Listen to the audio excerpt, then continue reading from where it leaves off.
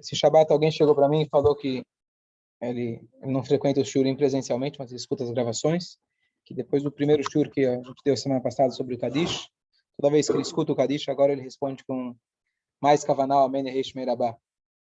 Então, eu sempre digo que o resultado de um shiur não é alguém chegar e falar, Shkoya, foi maravilhoso, foi muito bonito. O que o Rabino falou, você não sabe, não lembro. Se alguém fala, olha, eu pratiquei alguma coisa mudou, nem que seja minimamente na minha vida, isso já é o melhor resultado de um shiur. Então, a gente vai fazer agora...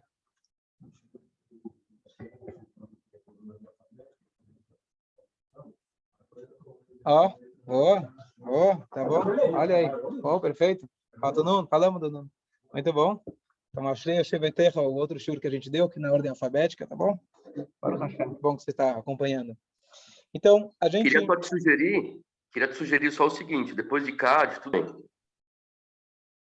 Então, a gente falou um pouco sobre o trecho principal do Kadish, que é quando a gente fala Amém, Yerei, Shmei, Rabá, Mevarach, De'alam, Mel, Mayá, e os Faradim continuam até mais para frente.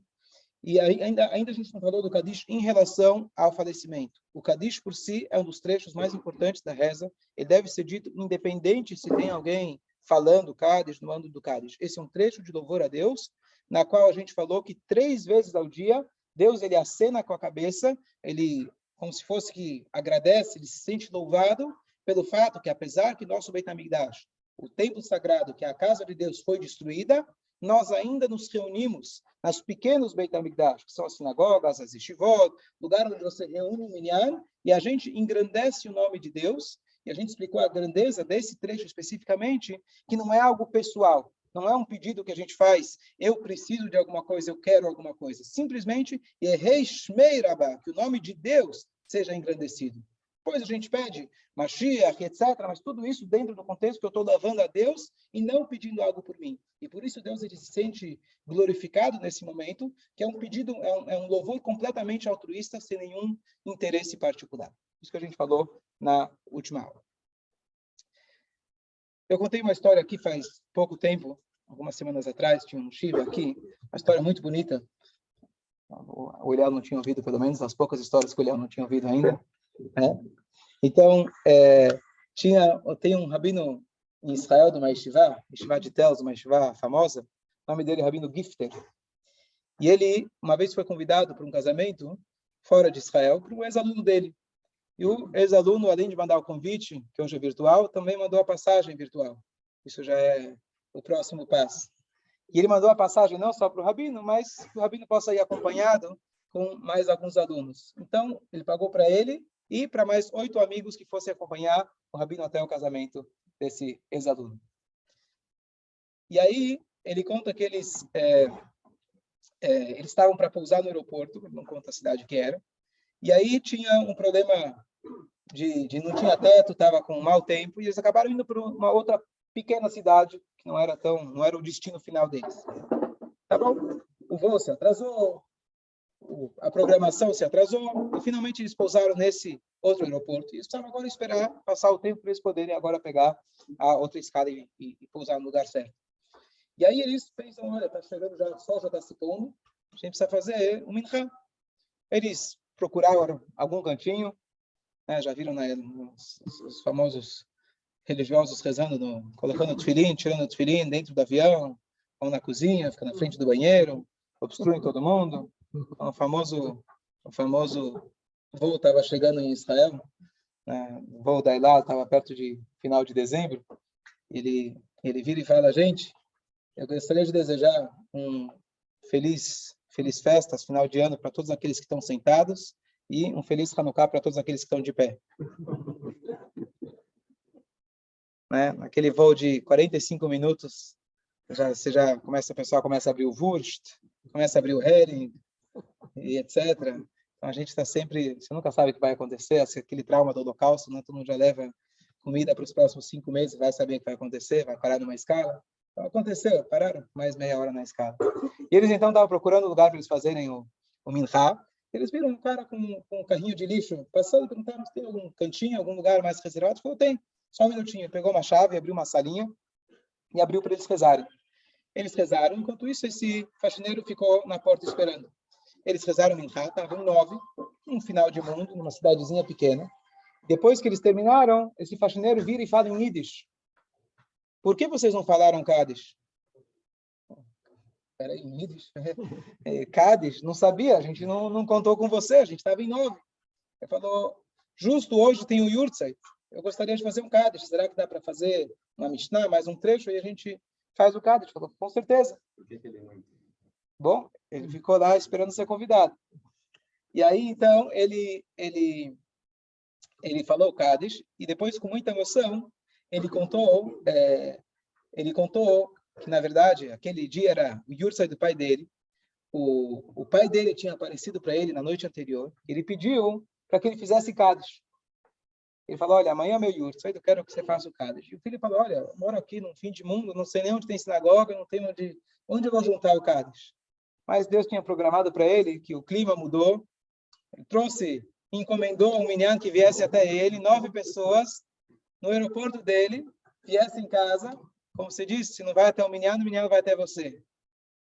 Então, ele teve o minyan. Aqui a gente vê a força, né? Que teve uma intervenção do mundo lá, um mundo espiritual, para que alguém pudesse fazer um Kaddish. A gente entender que, Baruch Hashem, a gente não precisa de sonhos, não precisa que tenha pessoas que sejam encomendadas, não falta sinagoga em São Paulo, no Brasil, qualquer canto do mundo, se tem uma sinagoga, então é importante a gente participar de um Kaddish, que não seja para momentos tristes, mas se for necessário também, mas a gente entender a grandeza de se responder Amém Neshmerabá, a grandeza de falar um Kaddish, responder Amém, participar disso, como a gente falou outra vez, o Talmud diz para a gente que Deus está esperando de manhã, como se fosse de braços cruzados no 1, 2, no 3, 4, cadê? Aí esperando pelo menos até o 10º chegar, para que a Shekhinah, a presença de Deus, possa se revelar. E Deus está contando com você.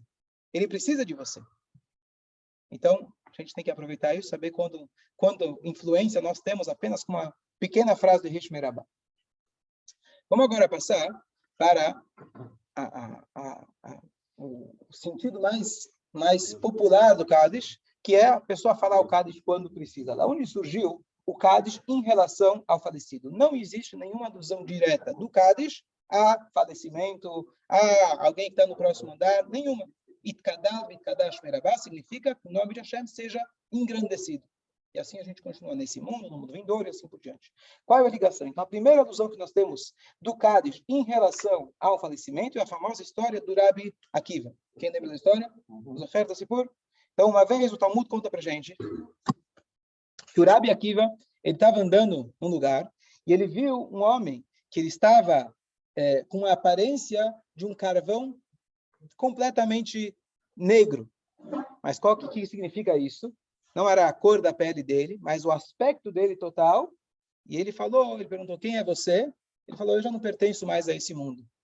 Então, por isso ele estava com esse aspecto, talvez seja, não sei se é literal ou não, mas a ideia é que ele estava, era uma alma que não pertencia mais a esse mundo. E ele estava carregando nos ombros dele um saco grande de toras, madeira, etc.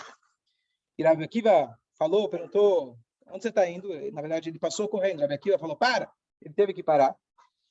E aí o Rabi Akiva pergunta, o que é isso aí? Quem é você? Que você apareceu? Ele falou, olha, eu já não pertenço mais a esse mundo.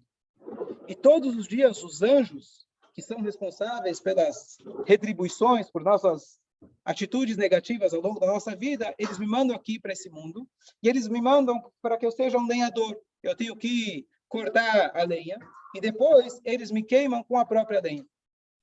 Claro que não é literal, mas um sentido mais. E ele perguntou por quê. Ele falou, porque sabe aquelas 613 mitzvot, para ver falar, sabe aquilo, não ia conhecer. Né? Eu consegui transgredir todas elas. Para você conseguir transgredir todas, tem que saber bastante Torá, porque tem umas que são difíceis, nem que você queira, é difícil de pecar. Mas ele falou, eu consegui transgredir todas, completar a tabela inteira. E aí ele falou, quem sabe lá no mundo vindouro, se ouviu algum anúncio, alguém dizendo que tem algum jeito de te ajudar?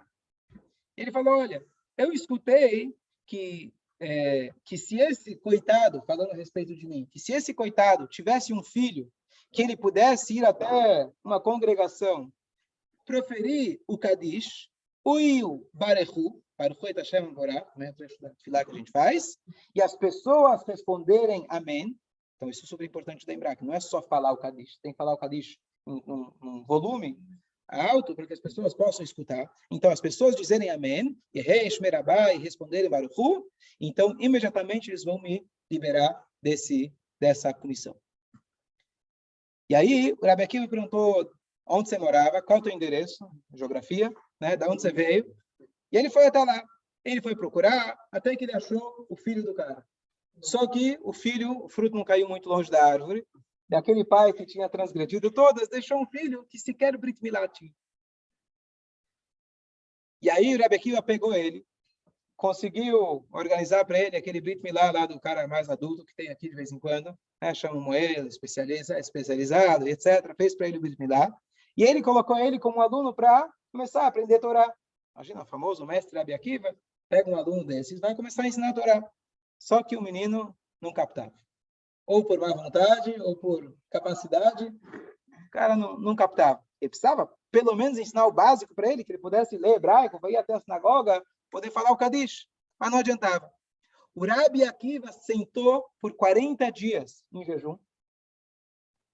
Diferente de que hoje você vai mandar o aluno sentar de 40 dias de jejum, ou 40 dias expulso. Não, ele sentou de jejum. Ele entendeu que o problema, de alguma maneira, era dele de não conseguir atingir a alma daquele aluno. E aí, saiu uma voz celestial e falou, olha, a tua reza foi aceita, vai lá ensinar esse aluno que agora vai. Então ele ensinou para ele Torá, ensinou para ele o Shema, ensinou para ele a reza, Birkat Hamazon, e assim por diante.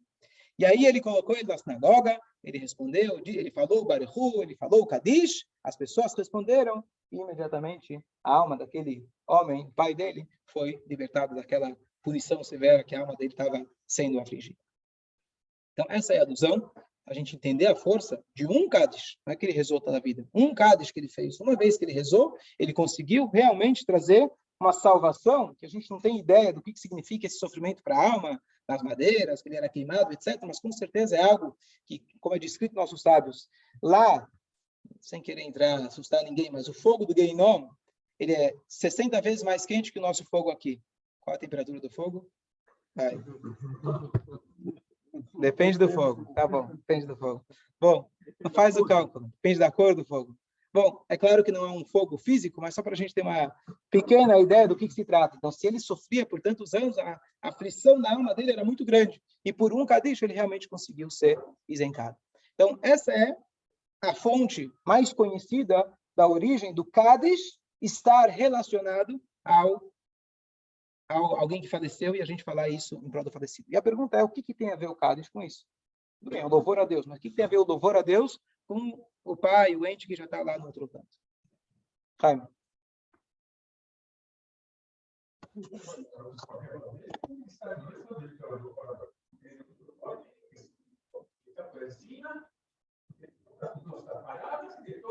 Quer dizer, justamente o Kadish.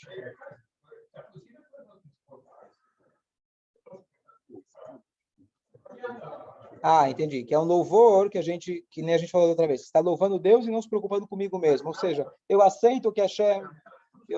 Perfeito. Ok? Na ocasião que a pessoa está mais fragilizada, ela diz, eu aceito o que Hashem mandou, e dá calor para Hashem e tal. É isso. Perfeito. Tá? Mais alguma ligação? O que vocês acham? Já deu a tradução do Kadish?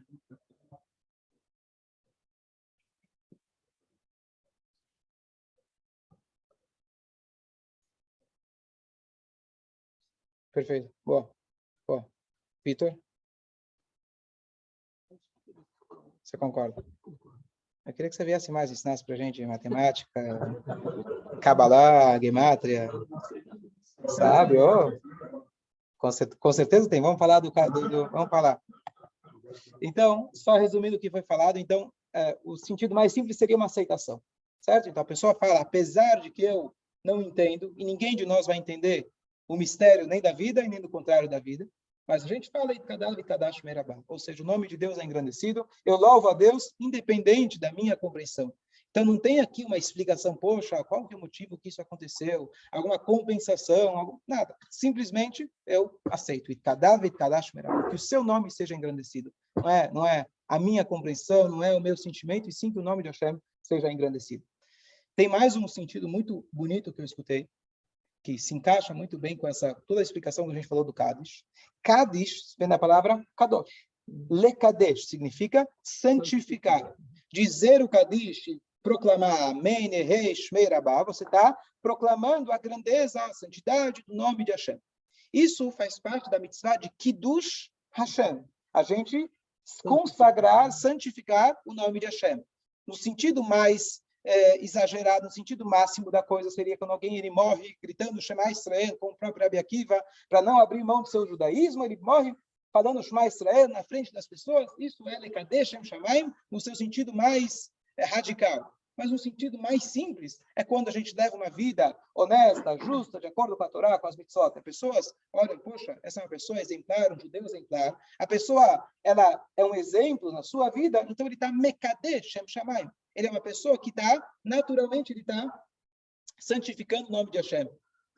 Meu sogro me contou, disse que estava, meu primeiro sogro que estava aqui 2 dias atrás, a gente estava comentando de Kiddush Hashem, etc., que as pessoas dizem. Ele comentou que ele chegou muitos anos atrás, ele foi conhecer um apartamento. Esse apartamento ficava num prédio extremamente seguro. Para você entrar, tinha que estar com o corretor, tinha que levantar a sua ficha, etc. E quando ele chegou lá, o proprietário falou, pode deixar ele entrar, direto. Não perguntou nada. Conheceu o apartamento, tarará, viu que não era para ele, mas o dono virou, o proprietário virou e falou, olha, queria te falar que normalmente aqui só entra com acompanhado do corretor, a gente levanta toda uma ficha, mas o senhor deixei entrar. Porque há um tempo atrás, eu lembro, eu vi o senhor na estação de trem, no metrô, e quando chegou uma senhora, o senhor se levantou e deu lugar para ela. Então, eu já tinha certeza da sua índole, ele pode entrar. Isso significa aqui do Hashem. Ele não tinha ideia quem viu, quem não viu. Mas, para aquele homem, ficou gravado aquele comportamento dele. Isso aqui do Shem Shammai. A presença do Yehudi, o fato que alguém vive aqui, e a nossa existência, a nossa mera existência, não existe Kiddush Shammai maior do que isso. O fato que nós estamos aqui, somos o testemunho da existência de Hashem, que apesar de tanta perseguição, apesar de tanta dispersão, apesar de tudo aquilo que a gente passou, um Yehudi, ele está aqui, o fato dele ser um Yehudi, antes ainda dele fazer qualquer coisa, a presença, a vida do Yehudi aqui, onde a alma dele se encontra aqui no corpo, isso já é um Kiddush Shem Shammai. Claro que ele pode profanar e fazer um mau uso disso. Isso está no nosso livre-arbítrio. Mas a sua mera existência, ela já é um Kiddush Shem Shammai. Às vezes, justamente por isso, se você fizer algo errado, vai ter um impacto maior. É o judeu que está fazendo. Por que vão apontar? Porque sabem que você deveria ter um nível de moral um pouco mais elevado do que às vezes, muitas épocas, né? A gente sempre fomos os primeiros a ter educação, certo? Educação, digo, o ensino da Torá, a prática das mitzvot, as leis, assim por diante. Então, a mera existência do Yehudi é um Kiddush Hashem. Se aquele Yehudi se comportou de acordo com aquilo que é esperado dele, muito mais. O que acontece? Quando aquela pessoa, infelizmente, se ausenta desse mundo, por mais que a gente sabe que a alma continua e etc., mas a presença dele de Lekadesh Shem Shamayim não está. Você não tem alguém que você pode apontar, tocar, ver, cheirar, ouvir, e você falar, está aqui a pessoa que ele é um testemunho da existência de Hashem, está aqui um Yehudi. Não tem. De alguma maneira, a gente precisa compensar essa ausência. Então, o filho, ou um parente, ou alguém, se não tiver um filho próximo que é contratado para isso, ele vai dizer um Kadish de alguma maneira tentando compensar por aquela pessoa que a sua mera existência santificava o nome de Hashem. Então, você, pelo menos, você vai falar, deixa eu santificar o nome de Hashem em vez dele. E ao longo daquele período de 11 meses, etc., e a cada ano, no Yurtzeit, você fala o Kadish lembrando da pessoa, Itkadav, Itkadash Merabah. Agora eu preciso fazer um Kadish para compensar a ausência daquela pessoa. Cada um de nós, enquanto estamos aqui vivos, nós somos um Kadish ambulante. Nós somos uma testemunha da grandeza, da santificação do nome de Hashem. A nossa vida é uma santificação do nome de Hashem. Não morrer em nome de Hashem, e sim viver em nome de Hashem. E é isso, essa ausência, por mais que a gente sabe da presença espiritual da pessoa, mas isso não é algo visível. Você não tem esse kiddush, você não tem essa santificação do nome de Hashem, e por isso, aqui mais uma explicação mais profunda para a pessoa dizer o Kadish. Também? Iluminar para todos, ao nosso redor, claro. Sim, então, todos nós, de forma coletiva. Jaime, só escuta essa anedota que é trazida do Midrash, olha que bonito. Depois você tá liberado. Tem uma anedota muito, muito bonita.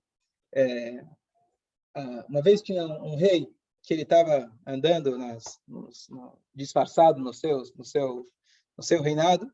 Ele vê, de repente, um jovem pastor tocando o seu violino.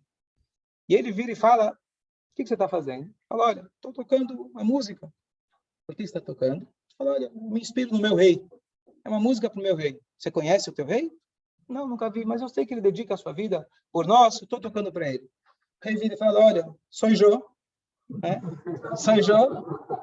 Faz favor, você tá intimado. Agora você vai morar comigo no palácio, vai ter as mordomias, você vai ser meu ministro, você vai ser meu filho adotivo, e trouxe ele para o palácio.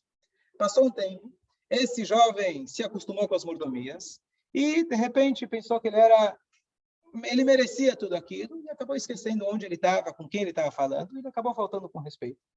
E quando você falta com respeito com o rei, não tem duas. Você entra com cabeça e sai sem. Então, foi decretado no tribunal da corte lá do rei que ele iria ser executado.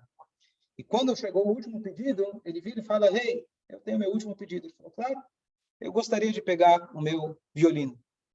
Ele toca aquele violino. Na hora que ele toca aquela música, o rei se lembra, poxa, aquela foi a pessoa que ele realmente reconheceu minha grandeza. É ele que estava tocando lá, nem me conhecia. E com aquela música ele se emociona, ele fala, pode absolver ele. Então, o Midrash traz, essa é uma anedota famosa, mas o Midrash traz essa anedota em relação ao Kadish. Kadish é aquele sino que você lembra Hashem, parecido com o shofar, a mesma ideia, mas o Kadish é aquele sino que você lembra aquela conexão máxima que a gente tem com Hashem. É aquele sino que toca, aquela música que toca só os ouvidos de Hashem, e ele fala, uau, esquece. Igual que a gente falou na primeira história, que Deus ele se lamenta todos os dias, poxa, que pena que eu destruí o meu templo. Eu precisei destruir. Infelizmente, o povo não estava merecedor. Mas que pena. Eu lamento por isso. Espero logo mais poder reconstruir. Essa ideia do Kadish. Temos mais ainda. Só para o Jaime estar liberando. Coitado precisa trabalhar.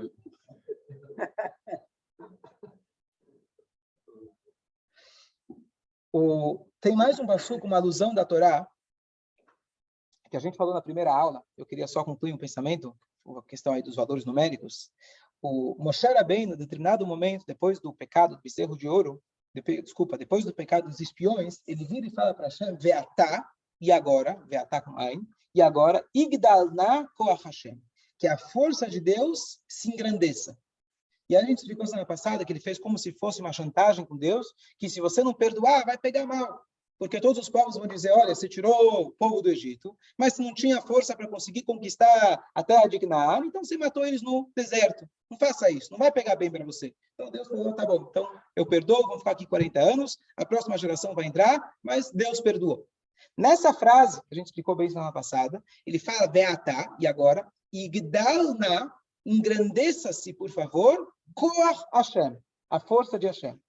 Isso é paralelo à frase, na qual os sábios, foi nessa frase que os sábios se basearam para dizer, escreveu Yehei Shmei Rabá, que o seu nome grandioso, Mevarach, seja abençoado, Leolam Me'amayá para sempre. É muito parecido, é o mesmo espírito da frase, e agora o nome de Deus se engrandeça. E a palavra Koach, em hebraico, que significa força, tem o valor numérico de 28. Koach é força. Se a gente contar... Tá ligado, claro que tá ligado. Falou em números mais ainda. Se você contar... Yehei, Shemei, Rabá, Mevarach, Tarará, Tarará, Tarará, até Veimru Amém, que os faradim, inclusive, vão até o Veimru Amém, dá 28 palavras. Então, não, os Ashkenazim, eles falam até Mevarach, Lamei, Almayá. Chabad fala até Idbarach. Sefaradim fala Idbarach, Vishtabach, Vitpagar, Vitromah, Vitnaseh, Vitadash, Vitadash, Vitadash, Vitadash, Vitadash, Leilam, Kobachatam, Vishtatam, Damiram, Memar, Vimru, Amém. Se você fizer a conta, dá 28 palavras. Então, não somente que o Kadish ele foi baseado no espírito desse passuco, até a palavra Koach, 28, ela também corresponde ao trecho mais importante do Kadish, que eles são 28 palavras. E o que a gente ganha com isso? Koach. A gente ganha força com isso. A gente dá força e a gente ganha Koach. E por isso, diz o Talmud, talvez vocês já viram escrito em alguma parede de sinagoga, sabe aquelas frases? Não falar na sinagoga, tarará, né? Conhece o Gabai da época, ele vira para o lado e começa, se levanta para trás, então está todo mundo quieto. Ele senta no lugar e fala aí, quanto foi o jogo ontem? Cada um tem que fazer a sua parte, tá certo? Ele mandou todo mundo ficar em silêncio. Mas uma das placas que tem na sinagoga é todo aquele que responde Amar Rabi Yoshua ben Levi, todo aquele que responde Reish Merabah Bechol Kocho, com toda a sua força, Amém, Reish Merabah, com toda a sua força. Tem uma discussão no Talmud que quer dizer força, ou volume de voz, ou mais a força, na verdade, força de Kavaná, certo? Você não pode falar mais alto do que aquele que falou Kadish. Então não é que você vai sair berrando Amém, Reish Merabah, mas o resultado é que anula-se os decretos negativos pelos próximos 70 anos. Bom, né? Certo? Mas qual que é a ideia? Justamente esse Reish Merabah, que ele corresponde a 28 palavras, que ele corresponde à palavra Koach da Torá, que é 28. Quando a gente fala isso com Koach, com força, com Kavaná, a gente consegue anular vários decretos negativos para a gente. Então, quando a gente pensa nisso, a Yom Yom que diz, foi Alter Rebbe que trouxe, que ele falou da grandeza do Reish Merabah, não lembro agora, ele explicou sobre o Reish Merabah, ele trouxe que por uns 3 meses, se eu não me engano, as pessoas continuaram falando Reish Merabah com muita força. Cada 3 meses tem que voltar e falar a respeito, lembrar as pessoas, dose de reforço, tomar a segunda dose, a terceira dose, certo?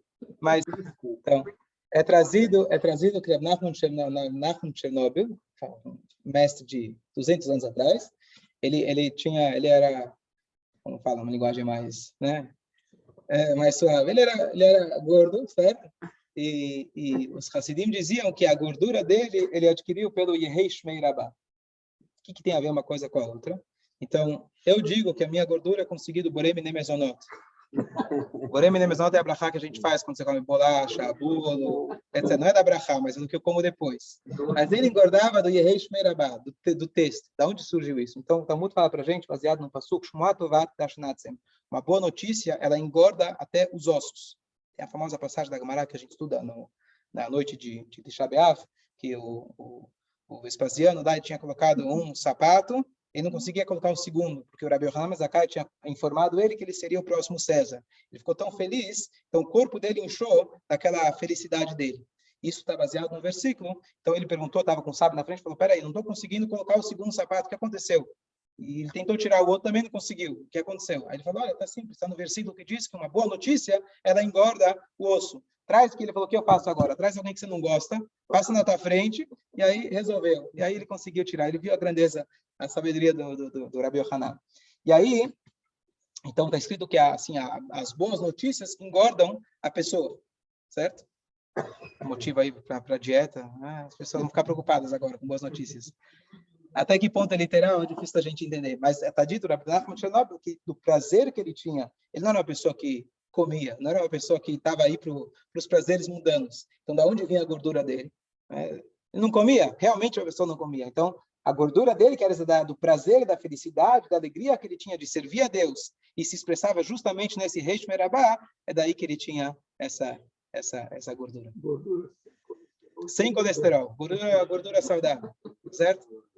Gordura saudável. Bom, tá com pressa? Temos mais 13 minutos a gente conclui. Eu digo que se kasher fosse absolutamente saudável, todos os rabinos seriam magros. Não é porque é kasher que é saudável. Você tem que... é porque eu rezo muito, por isso que engorda. Boa desculpa. Tá bom. Fala. Aqui. O Arthur me corrigiu. Kasher é saudável. O que não é saudável é teu hábito alimentar. Boa. Tá, a pergunta que o Elial fez aqui, a pergunta se eu estou atrasado na reza, estou em outro trecho da reza, será que eu posso responder o Amém e Reish Merabah? Eu posso responder o Kadish? E essa pergunta não é só em relação ao Kadish. Às vezes o Hazan falou uma outra brachá, tem que responder o Baruchu, tem que responder o Baruchu Baruch Shmo, tem que falar Amém, tem que falar o Modim, e assim por diante. Eu posso interromper no meio da reza, precisei ir no banheiro, tem uma Shariatzar. Então, é uma complexidade de situações, aonde eu estou na reza e qual trecho que eu estou ouvindo. Então, conforme o trecho da reza que eu estou, que é um trecho mais sério, menos eu posso interromper. Conforme o que eu estou escutando for mais importante, mais eu posso interromper. Então, vou pegar o extremo. Se eu estou no meio da Amidá, que é aquele trecho que a gente tem que estar com os pés juntos, a gente fala em silêncio, concentração total, mesmo que tenha uma cobra no teus pés, você não pode se mexer, na linguagem do Talmud, que às vezes você tem que estar completamente concentrado. Lá, você não pode responder nada. O máximo que você vai fazer, como estão respondendo a Menesh Merabá, você fica em silêncio, presta atenção, aí você continua. Agora, se eu tiver, por exemplo, no início, pegar o outro extremo, no início da Tfilá, onde eu nem fiz ainda o trecho que é chamado Baruch Shamar, lá eu posso até, se for necessário, conversar, cumprimentar, óbvio que não é o ideal, mas se for necessário, eu posso. Então, lá eu devo responder a Menesh Merabá. Agora, os casos intermediários, depende. Eu posso te falar só do Reish Merabá, para quem conhece bem a reza vai poder se identificar. Então, tem dois trechos que são os mais importantes do Kadish, que eles você vai interromper, independente de onde você estiver na reza, com exceção da Midah. Que é responder Amém, Reish Merabá, Barach, Dalam Mayah, Barech, conforme o costume até Almayá. E depois, como a gente falou, isso vai 28 palavras, Barach, Estabach, Meshmed, Kuchá, Brichu, não fala Amém, até Veimru Amém. Ou seja, o início desse trecho que a gente falou, que é o mais importante, e o final dele, essas duas partes você pode e deve responder. Independente de onde você está na reza, com exceção da Amidá. Sempre que você for interromper a reza, tenta se programar, que se é que você vai interromper, que seja não no meio de uma palavra. Melhor ainda, não no meio de uma frase. Melhor ainda, não no meio de um parágrafo. Tenta se programar para, está chegando o Kadish. Então, vou esperar aqui um pouquinho para não ter que interromper no meio de uma frase, no meio de um parágrafo, dentro do possível. Mas se te pegou no meio e Reish Merabá, e Veimru Amém, só esse Veimru Amém, você vai responder em qualquer outro lugar. As demais partes, aí entra aqui na complexidade, por isso eu peguei aqui esse Sidur. Tem no Sidur em hebraico, tem também no Sidur em português. O Sidur Teilat Hashem, na última página, algumas das impressões têm também essa tabela, que ela te traz aqui a tabela aonde você está na reza e qual trecho você está ouvindo. Aí você procura na tabela e até eu decorar essa tabela foi justamente de prática, quantas vezes foi necessário, e aí depois fica na cabeça, mas você já consulta antes, saber se eu posso ou não responder. Aqui, por exemplo, tem aqui, sei lá, umas 60 situações diferentes. Então, a tabela periódica tem quantas? Ah, bom, tá bom. Que mais? Alguém tinha levantado a mão. Opa. Peraí. Só vou repetir a pergunta. Então, se realmente não, se essencialmente, originalmente, o Kadish não está ligado com falecimento, por que não pode qualquer pessoa dizer o Kadish? A resposta é que pode dizer o Kadish. Você vai de Hazan, se você está liderando a reza, tem vários Kadishim que o Hazan vai falar. O que você não pode, e aqui mais uma questão de respeito aos seus pais que estão vivos, como falar o Kadish, não sendo aquele que está liderando a reza, é algo que se tornou, independente do motivo da origem, mas é algo que se tornou exclusivo a um falecido, a um ente, a um filho de um falecido, ou parente próximo, então se torna, na verdade, um desrespeito aos seus pais. Então, o teu pai vai ficar sabendo, poxa, meu filho falou Kadish, não estou vivo. Não que o Kadish em si tenha algum problema, mas o contexto que ele adquiriu ao longo do tempo. Então, por exemplo, às vezes você pede para alguém, você pode fazer um Kadish, o fulano de tal não está aqui, faça por ele. Então, se a pessoa não tem nenhum dos pais vivos, ele pode falar. Se ele tem um dos pais vivos, ele tem que pedir permissão. Ele vira e fala, olha, mamãe, eu posso dizer o Kadish, que eu já não tenho pai, mas alguém está pedindo, alguém está precisando, você se incomoda se eu fizer? Você está falando, não me incomodo? Ele pode fazer. Porque não é a questão do Kadish em si, é mais a questão do contexto que ele adquiriu ao longo da história. Fala, Resh. Tem a ver com a pergunta que você respondeu. Ótimo. Eu sei que na Amidá não pode interromper, mas, por exemplo, eu estou no Enkeloene, o cara já mandou fazer o Kadish grande, ou estou no meio do Aleinu Lechaber, o cara manda fazer o Kadish pequeno, de outra pessoa, não eu. Eu tenho que parar, falar vem um amém, ou falar um amém baixinho, depois tá. Então, aí. eu posso dar um shiur com mais calma, quais são os trechos da reza, como funciona, mas depois da Amidá, está liberado para responder todas as brachot, todo o Kadish, tudo que você precisar de brachá, você pode fazer. Depois da Amidá, como se fosse que o trecho principal da reza já foi, a partir de agora está liberado para responder tudo. que dizer o Kaddish... Mesmo interrompendo minha reza. Hã? Eu estou falando Aleinu Lechaber, aí eu paro Aleinu Lechaber, amém. Isso. Adonai Kol, amém. Isso. Não tem problema. Não, na verdade é o seguinte, ok, então vamos lá, são muitas leis. Quando da hora que começou o Kaddish, independente de onde está na reza, você fica em silêncio. Até a palavra Itbarach, Isbarach, Ishtabach, até lá você tem que esperar, que é o trecho principal do Kaddish, que é o Rishmei Rabbah. E como é Kaddish, que é Kadosh, um trecho mais sagrado, você deve dar respeito, independente de onde você está na reza. Mesmo que você está na Midá, você fica em silêncio. Mesmo na Midá, você não vai falar, você não vai interromper, mas você fica em silêncio até ele chegar no Itbarach. Depois do Itbarach, você continua a tua reza. Aí sim, ele estava no Itbarach, estava rindo o amém, aí você está rezando. Aí você continua mais um pouquinho, você vai amém de novo. Não tem problema. Se você está num lugar da reza, você pode interromper. Muito complicado, Rabbi? Eu vou fazer só uma pequena explicação. Eu ouvi uma vez uma pessoa fez a seguinte pergunta: será que Deus se importa? Essa tabela aqui com 60 situações diferentes. Responde amém, está acabado. Ou não responde. Que diferença faz? Um exemplo muito bonito para a gente entender o que significa a nossa reza. Então, imagina que você sai para jantar com a sua esposa. E aí, você senta no restaurante, faz o seu pedido, que hoje já é pelo celular. Você queria deixar o celular de lado, mas não tem como. Você já precisa escanear o QR Code para ver o cardápio. Mas já que já abriu, já ligou, viu o cardápio, tocou o WhatsApp, você vai ver. Importante, né? Um pedido do cliente. E aí você está lá, uma vez por mês, finalmente você conseguiu sair com ela. E aí, você já está no WhatsApp, sem perceber, já passou 15 minutos. Você está no WhatsApp, ela está no WhatsApp, e ninguém está se conversando. É grave? É grave. É grave. Tá bom. Vamos supor que é o dia do teu casamento. Você está embaixo da roupa. O rabino agora falando, agora o noivo vai pegar o anel, vai consagrar sua noiva, e de repente o noivo vai lá, alô? Isso é grave? Provável que não vai casar, né? Já vai desistir na hora. Se nem nessa hora você me dá atenção, imagina o que vai ser depois. Então depende de onde você está na reza. A gente entender que a nossa reza é importante para Deus. E faz diferença em qual momento na reza que eu estou.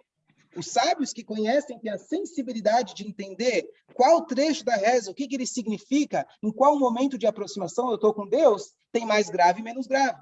Tem coisas que Deus vai falar, não, pode interromper, por favor. Entendeu? Opa, agora você vai interromper? Você está no meio do jantar, de repente surge uma ligação muito importante de trabalho, ela vai se ofender? Não, vai entender, poxa, uma coisa muito importante, tudo bem. Mas na hora do casamento, da rupá, de repente, tem alguma coisa mais importante? É muito importante o teu trabalho. Mas se eu não sou mais importante nessa hora, então por isso tem justamente para a gente entender, essas leis permitem não só a questão prática de saber eu posso responder ou não posso responder. Essas leis aprofundam a maneira da gente enxergar o Kaddish, a reza, de entender que, poxa, Deus não quer que eu responda outra coisa agora. Nem que é para ele mesmo, é falar um amém de um Kaddish que alguém falou para ele. Tem hora para cada coisa. Então, essa tabela, essas regras, permitem a gente apreciar mais na hora que eu estou rezando. Entender que quando eu estou na Midá, poxa, realmente é importante eu estar concentrado na Midá. Realmente eu estou no Shema, poxa, esse é um momento de intimidade com Deus. Fala, Jorge. Responder. Se uma pessoa faleceu ainda não foi enterrada, o filho, ele pode falar o Kaddish, não tem obrigação, mas ele pode falar o Kaddish. Às vezes, infelizmente, demora 2, 3 dias, tem um filho chegando de Israel para participar do enterro, etc. Normalmente você não pode postergar, mas se tem alguém que é pelo própria honra do falecido, então se espera. Então, você pode dizer o Kaddish nesse momento, ainda ele não tem a obrigação. As obrigações de luto dele começam a partir do momento do enterro. Então, enquanto não aconteceu, inclusive, que não precisemos, né, mas se a pessoa, ao longo do Shivas, tem várias restrições em relação a banho, lavar roupa e assim por diante. Então, se recomenda para a pessoa, se ele tem um tempo, ela vai para casa, toma um banho, troca de roupa, porque, pelo menos agora, nos primeiros dias, você já vai estar mais aliviado. Mesmo que, teoricamente, pô, a pessoa já faleceu, eu já estou chateado, já estou em luto. Não, o luto ele começa oficialmente a partir do momento do enterro. E só para concluir, quando a pessoa, Deus nos livre, falece véspera de Yom Tov ou Shabbat, então você tenta o máximo possível para fazer o enterro antes do Shabbat, ou antes do Yom Tov, para a pessoa já sentar baixinho, às vezes até no próprio cemitério, não vai ter reza na casa, porque já vai começar a festividade, por exemplo, Pesach, etc. Então ele já senta, ele rasga a roupa, já senta, assim ele já começou o período de Shiva. porque enquanto ele não fez esses dois, sentar abaixo, rasgar a roupa, etc., não começou oficialmente. Aí ele vai ter que esperar passar toda a festa, se for, por exemplo, Pesach, esperar passar 8 dias, e só lá que ele vai começar o Shiva. Caso contrário, se ele fizer agora, ele vai sentar por alguns instantes. Se já começa o Pesach naquele dia, no dia seguinte, ele corta e já terminou o Shiva dele. Então, só uma questão prática.